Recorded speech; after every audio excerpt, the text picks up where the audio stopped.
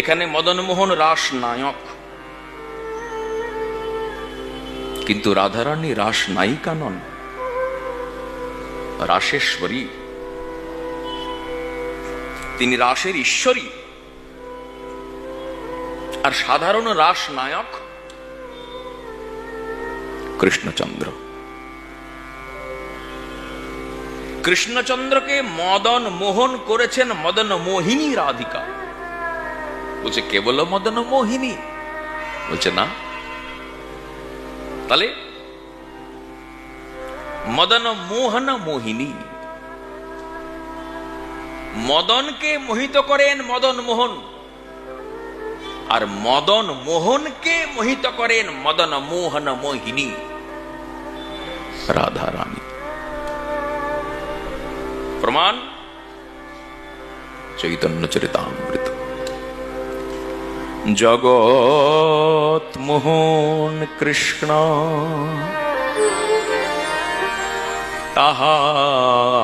তাহার মোহিনী,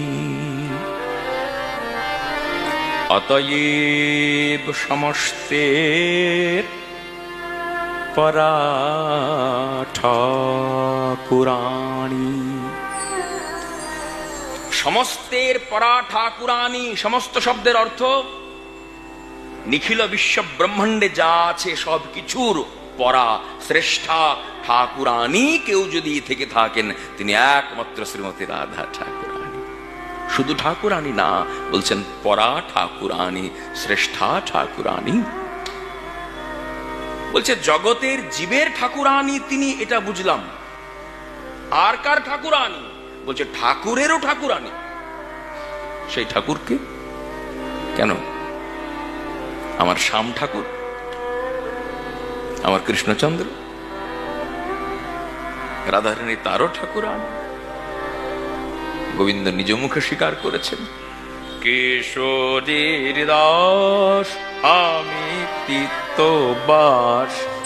কিশোরীর দাস আমি পিতবাস।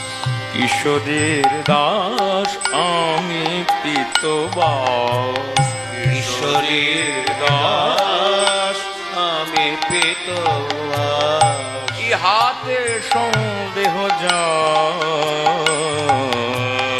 ইহাতে সন্দেহ যা, কোটি যোগ যদি আমারে ভজয়ে, কোটি যুগ যদি আমারে ভজয়ে, বিফল ভজন তার গো, বিফল ভজন তার। কোটি যুগ যদি আমারে ভজয়ে, বিফল ভজন তার গো, বিফল ভজন তার। রাধারানী কেশর কুঞ্জ সাজিয়ে বসে আছেন। গোবিন্দ সুন্দর গেলেন না,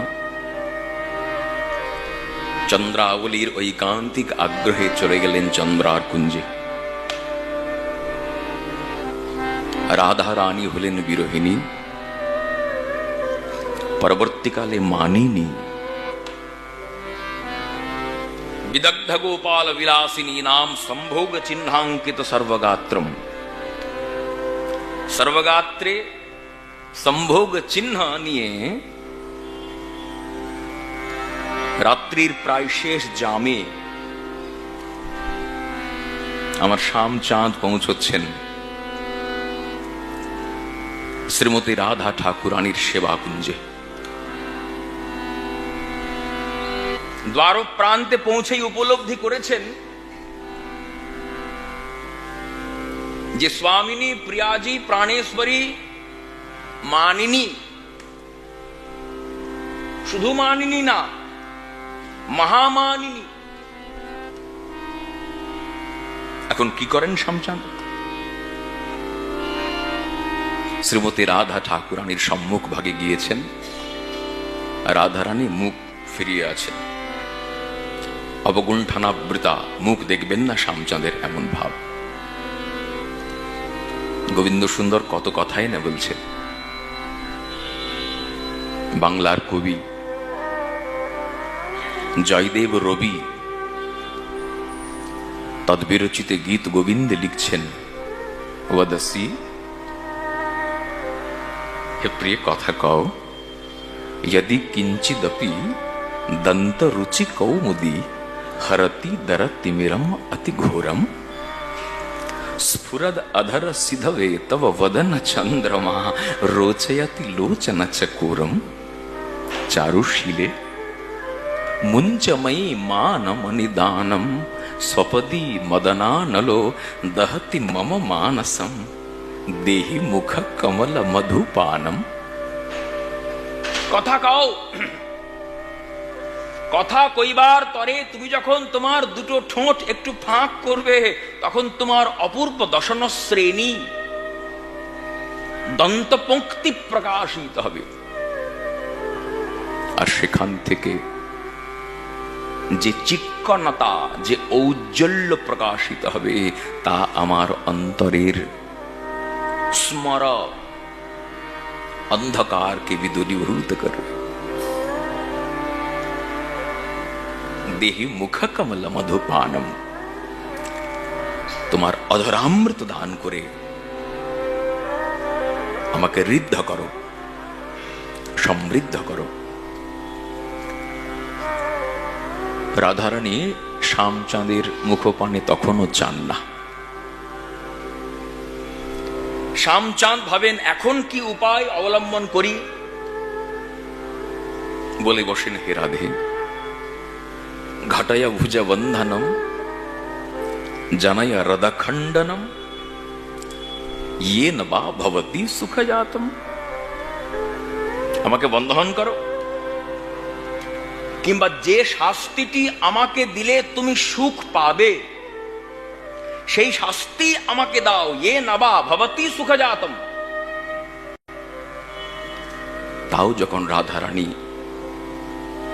শ্যামচাঁদের মুখপানের দিকে তাকান না,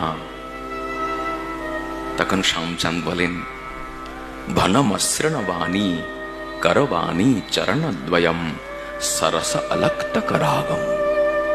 হে রাধে, আমার প্রশস্ত বক্ষে তোমার চরণ কমল তুমি দাও, আমি তোমার চরণ কমলে অলক্তক রস, আলতা, যাবক রচনা করে দি। তথাপি প্রিয়াজি শ্যাম মুখপানে চান না।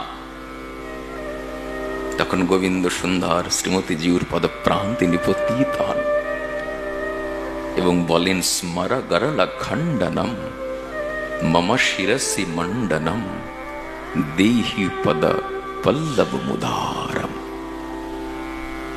দেহি পদ পল্লব উদারম। তুমি উদার নও, তুমি মুখ ফিরে আছো, কিন্তু তোমার চরণ দুটো আমাকে টাচ করতে চাইছে, আমাকে স্পর্শ করতে চাইছে। অতএব দেহি পদ পল্লব মুদারম। এই হচ্ছে প্রেম রাজ্যের সুষমার কথা। এই হচ্ছে রসরাজ্যে গরিমার কথা। এই হচ্ছে ভাব রাজ্যে মহিমার কথা।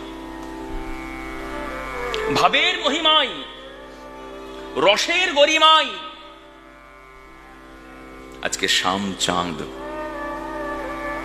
যিনি নাগরেন্দ্র চূড়ামণি, যিনি পুরাণ পুরুষোত্তম তত্ত্ব, সেই তিনি